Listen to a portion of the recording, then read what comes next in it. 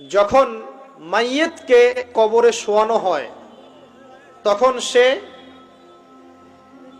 তাকে দাফন করে যাওয়া ব্যক্তিদের হাঁটার খসখস আওয়াজ শুনতে পায়। এরপরে তাকে যখন শুইয়ে দেওয়া হয়, সে যদি মুমিন ব্যক্তি হয় তাহলে তার মাথার দিকে তার সলাত এসে দাঁড়িয়ে যায়। দুনিয়াতে আপনি যে নামাজগুলো পড়েছেন, আমি যে নামাজগুলো পড়ছি, এগুলো মাথার দিকে দাঁড়িয়ে যায়। ডান দিকে চলে আসে তার সওম মানে কি রোজা, বাম দিকে চলে আসে যাকাত, তারপরে পায়ের দিকে চলে আসবে তার আত্মীয়তার সম্পর্ক রক্ষার ইবাদত, তার এই যে অন্যান্য দান সদকা, তার নফল আমল, তার তাসবিহ তাহলিল, তার কোরআন তেলাওয়াত ইত্যাদি পায়ের দিকে চলে আসবে। এখানে একটা হাদিস এসেছে, সূরাতুল মুলক যে ব্যক্তি রাতের বেলা তেলাওয়াত করবে, কোন সূরা ভাই? তাবারাকাল্লাযী বিয়াদিহিল মুলক ওয়া হুয়া আলা কুল্লি শাইইন কাদির।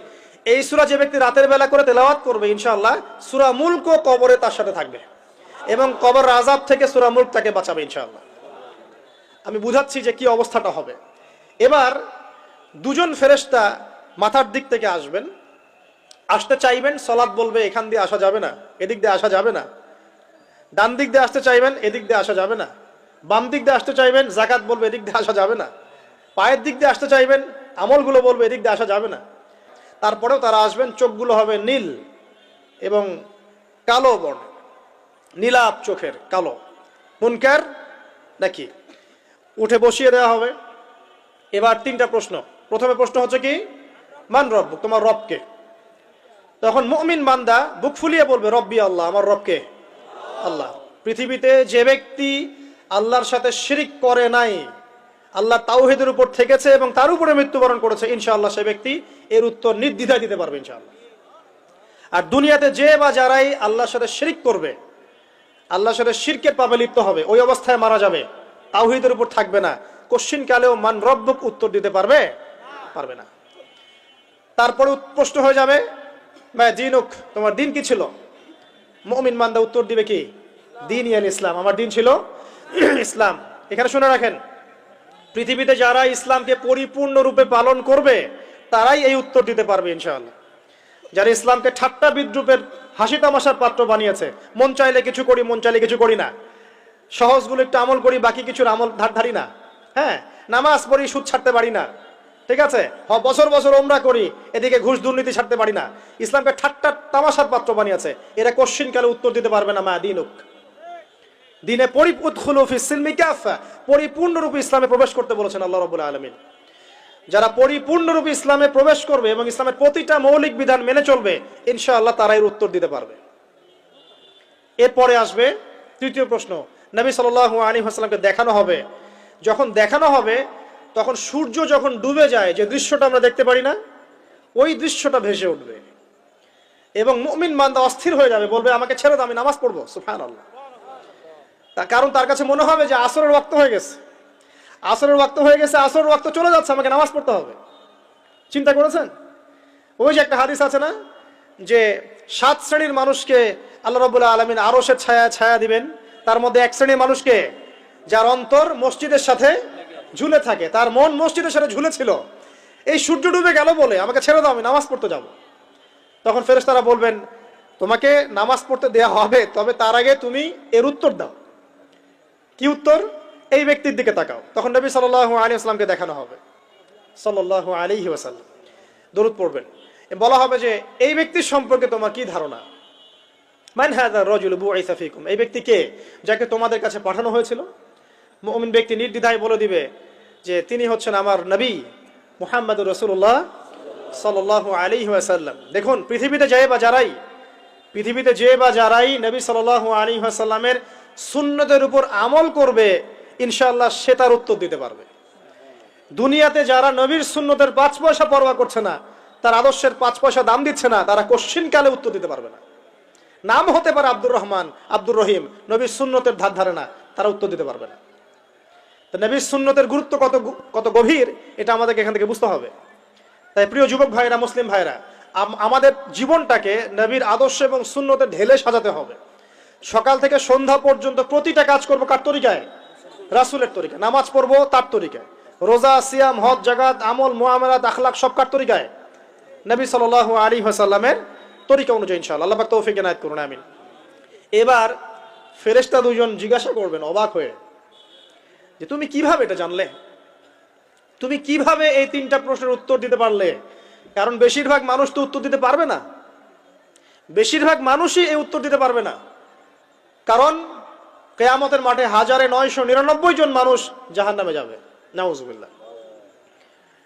তো এটা কঠিন পরীক্ষা। আল্লাহ রাসূল সাল্লাল্লাহু আলাইহি ওয়াসাল্লাম বলেছেন যে নিশ্চয়ই তোমাদেরকে এখানে পরীক্ষায় ফেলা হবে, আর তোমরা যদি এই পরীক্ষা জেনে তোমাদের মৃতদেরকে দাফন করা থেকে বিরত না থাকতে, তাহলে আমি তোমাদেরকে শুনিয়ে দিতাম কবরে কেমন পরীক্ষা হয়।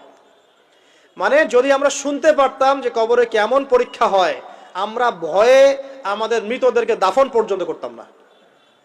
এটা নবীজি বলছেন সাল্লাল্লাহু আলাইহি ওয়াসাল্লাম। তাকে জিজ্ঞাসা করা হবে যে তুমি কিভাবে জানলে এটা? বেশিরভাগ মানুষ তো পারে না উত্তর দিতে। তখন সেই ব্যক্তি বলে বসবে, সেই ব্যক্তি বলবে যে করাতু কিতাব আল্লাহ, আমি আল্লাহর কিতাব এই কোরআন পড়েছি। মুমিন বলবে আমি আল্লাহর কোরআন পড়েছি, ফাআমানতু বিহি, আমি এর উপর ঈমান এনেছিলাম, ওয়া সাদ্দাকতু, এবং সত্যায়ন করেছিলাম। সুবহানাল্লাহ। অতএব দুনিয়াতে যারা দ্বীনের জ্ঞান অর্জন করছে না, কোরআন পড়ছে না, হাদিস পড়ছে না, পড়াশোনার চেষ্টা করছে না, জানার চেষ্টা করছে না, কবরে পাওয়ার ডিফিকাল্ট আছে। এটা একটা অন্যতম প্রশ্ন। আমরা কিন্তু মনে করি তিনটা প্রশ্ন হচ্ছে, আসলে প্রশ্ন হচ্ছে কয়টা? 4টা। তিনটার পরে আরো একটা এক্সট্রা। কিভাবে জানলে? তখন উত্তর দিচ্ছে আমি আল্লাহর কিতাব পড়েছি, ঈমান এনেছি, সত্যায়ন করেছি। সুবহানাল্লাহ। নবী সাল্লাল্লাহু আলাইহি ওয়াসাল্লাম হাদিসের পরের অংশে বলছেন যে যখন কাফের বান্দাকে উঠানো হবে, তখন ডানেও কিছু নাই, বামেও কিছু নাই, সামনে পিছনে কিচ্ছু নাই। মাথার দিক থেকে ফেরেশতারা চলে আসবেন, উঠিয়ে বসানো হবে, প্রশ্ন করা হবে কে তোমার রব? একটাই উত্তর, লা আদরি, আমি জানি না। নাউজুবিল্লাহ। কি তোমার দিন? লা আদরি, আমি জানি না। এই যে আল্লাহর তো খবর নাই, আল্লাহ পাকের বিধান মেনে চলার কোনো খবরই নাই, পরোয়াই নাই। সে জানবে কিভাবে ইসলাম কি জিনিস? সে জানবে কিভাবে আল্লাহ কি জিনিস? ও তো আল্লাহকে চিনেই না। দিব্যি বলে বেড়াচ্ছে মহাবিশ্ব সৃষ্টি হয়েছে বিগ ব্যাং থেকে, আল্লাহ বলে কেউ নাই। মানুষ সৃষ্টি হয়েছে বান্দর থেকে, নাউজুবিল্লাহ। ওই যে ডারউইনের মতবাদ, কি থিওরি অফ এভলিউশন নাকি? হ্যাঁ, তাই তো মনে হয়। অনেকদিন আগে পড়ছি ভাই, ভুলে গেছি এগুলো। তো যাই হোক, মানুষ তো আল্লাহকে চিনছে না। এখনো মানুষ মনে করছে যে আল্লাহ বলতে কেউ নাই। এবং এই মুক্ত চিন্তার নামে, বাক স্বাধীনতার নামে নাস্তিকতার যে চর্চাটা বেড়েছে বাংলায়, এটা আশঙ্কাজনক। বড় বড় বিশ্ববিদ্যালয় থেকে পড়ে আসছে, অনেক সময় দেখলাম বড় বিশ্ববিদ্যালয়ের প্রফেসর, সে বলছে যে মহাবিশ্ব বিগ ব্যাং দিয়ে সৃষ্টি হয়েছে, সৃষ্টিকর্তা নাই এখানে কোনো। তো মুসলিম বিজ্ঞানীর একটা কথা বলতেন যে মানুষ বিজ্ঞান সম্পর্কে অল্প জানলে নাস্তিক হয়ে যায়, আর অনেক গভীর জ্ঞান অর্জন করলে আল্লাহর কাছে আত্মসমর্পণ করে। খেয়াল করে দেখবেন, ডক্টর, ইঞ্জিনিয়ার যারা বড় বড় লেভেলে চলে গেছেন, অনেক সিনিয়র, তারা কিন্তু বেশিরভাগ নামাজি দেখবেন, নামাজ পড়ে, দান সৎকা করে, সমাজ কল্যাণমূলক কাজ করে। তারা কিন্তু রোগীর সেবা করতে গেলেও বলে যে নামাজ পড়িয়েন, রোজা রাখিয়েন, তারা কিন্তু বলে। অনেক ডক্টর আমি দেখেছি এমন, যারা যত বেশি গবেষণা করে তারা তত বেশি আস্তিক হয়ে যায়। আর টুটাফাটা গবেষণা করলে নাস্তিক হয়ে যাবেন। কত প্রশ্ন, ইসলামের এটা কেন, ওইটা কেন, ইসলামে বহুবিবাহ কেন, হ্যাঁ, ইসলামে কি পর্দার বিধান কেন, তারপর ইসলামে এত রেস্ট্রিকশনস, এত বাইন্ডিংস কেন, হ্যাঁ, স্বাধীনতা নাই কেন, কত প্রশ্ন। ইসলামের এগেইনস্টে কত তীর এখন ছোড়া হচ্ছে। তো এই ব্যক্তি কেমন করে উত্তর দিবে যে মাহদিনুক, তোমার দিন কি? আল্লাহর দিকে কত প্রশ্ন ছোড়া হচ্ছে, কত শিরকের পাপ আমরা করছি, অনেক সময় মুসলিম হয়েও শিরকের পাপ করছি। কিভাবে উত্তর দিবে মান রব্বক? 3 নাম্বার প্রশ্ন যখন করা হবে, এই ব্যক্তিকে দেখো দেখি, সে বলবে যে আমি জানি না এই ব্যক্তিকে, তবে শুনেছিলাম, মানুষের মুখে শুনেছিলাম, মানুষ যা বলতো আমি তাই বলতাম। মানে সে রাসূল সাল্লাল্লাহু আলাইহি ওয়াসাল্লামের নাম শুনেছিল হয়তোবা, কিন্তু তার সুন্নত বা আদর্শ কখনো মেনে চলে নাই, পারল না। এবার জান্নাতি ব্যক্তি হলে কি হতো? ওই যে সূর্য ডুবছিল যেখানে, তার দৃষ্টির সীমা পর্যন্ত কবরকে প্রশস্ত করে দেয়া হতো, এবং জান্নাতের একটা দরজা তার কবরে খুলে দেয়া হতো। এটা কিভাবে করা হবে সেটা আল্লাহ পাক জানেন, এটার ব্যাখ্যা করার জ্ঞান আল্লাহ আমাদেরকে দেন নাই। যেই মানুষের ক্ষুদ্র জ্ঞানে মানুষ ব্যাকটেরিয়া, ভাইরাস নিয়ে গবেষণা করতে হিমশিম খেয়ে যায়, সে মহাবিশ্বের স্রষ্টা নিয়ে কিভাবে গবেষণা করবে? আল্লাহ পাকের অসীম জ্ঞানের সামনে আমার জ্ঞান কি? খুবই ক্ষুদ্র। এটা হাদিসে এসেছে বুখারী শরীফের মধ্যে, যে একটা মহাসমুদ্রের মধ্যে যদি একটা পাখি এক ফোঁটা পানি উঠিয়ে নিয়ে যায়, ওই এক ফোঁটা পানি হচ্ছে মহাবিশ্বের জ্ঞান, আর বাকি পুরো মহাসাগর হচ্ছে আল্লাহ পাকের জ্ঞান। তো আমরা এই ক্ষুদ্র জ্ঞানের মানুষ হয়ে আল্লাহর জ্ঞানকে কেমন করে পেনিট্রেট করতে পারি? তো আল্লাহ পাক জান্নাতের দরজাগুলো খুলে দিবেন, একটা দরজা খুলে দিবেন, সেখান থেকে বাতাস আসবে, সে জান্নাতের নাজ নিয়ামত উপভোগ করতে থাকবে এবং তার রূহটাকে সবুজ রঙের পাখির আকৃতিতে জান্নাতে রেখে দেওয়া হবে। ইল্লিন মানে ওখানে জান্নাতের নিয়ামত সে পাবে। এটাকে বলা হয় দারুল বারজাখ বা বারজাখের জীবন। পাপী ব্যক্তি হলে জাহান্নামের দরজা খুলে দেওয়া হবে আর জাহান্নামের সে আযাব ভোগ করতে থাকবে, এবং পুণ্যবান ব্যক্তি হলে জান্নাতের দরজা খুলে দেওয়া হবে এবং এর নাজ নিয়ামত সে ভোগ করতে থাকবে। তখন তাকে বলা হবে এটা জান্নাতের সেই জায়গা যেখানে তুমি থাকবে। এটা দেখার সাথে সাথে, শোনার সাথে সাথে তার যে খুশি উৎফুল্লতা আরো অনেক বেড়ে যাবে। এবং সে কি করবে জানেন?